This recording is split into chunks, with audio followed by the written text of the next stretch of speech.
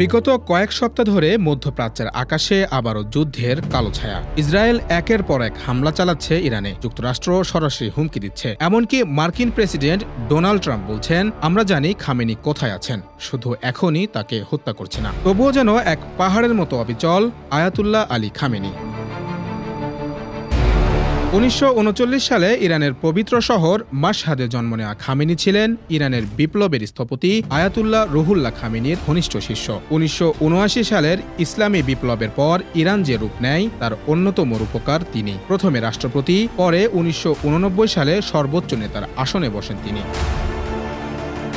সাম্প্রতিক ইসরায়েলি বিমান হামলা ও ট্রাম্পের সরাসরি হত্যার হুমকির জবাবে খামেনি বলেছেন, ইরান কোনো হুমকিতে মাথা নত করে না। শত্রু যদি বুঝতে পারে আপনি ভয় পেয়েছেন, তাহলে তারা আপনাকে ছাড়বে না। এই বার্তা শুধু রাজনৈতিক নয়, একটি মনস্তাত্ত্বিক যুদ্ধের কৌশল। এই কথার মধ্যে যেন লুকিয়ে আছে ইরানিদের আত্মবিশ্বাস, একতা আর প্রতিরোধের ডাক। খামেনির আহ্বানে সাড়া দিয়ে প্রেসিডেন্ট মাসুদ পেজেশকিয়ানও জনগণকে পাশে থাকার আহ্বান জানিয়েছেন।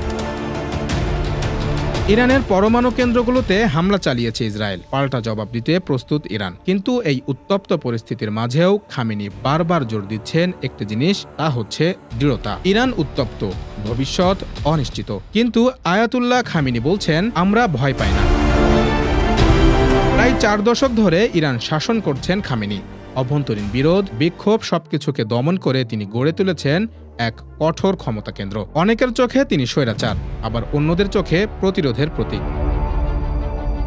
মার্কিন ইসরায়েলি জোটের চোখে তিনি শত্রু, কিন্তু নিজ দেশের চোখে তিনি এক মুকুটহীন রাজা, যিনি মাথা নত না করে দাঁড়িয়ে আছেন একটি স্বাধীনতার প্রতীকে। তিনি কোনো প্রাসাদে থাকেন না, সাধারণ ঘরে বসে রাষ্ট্র চালান। তার প্রভাব, তার কথার ওজন আজও ইরানের কোটি মানুষের হৃদয়ে গেঁথে আছে।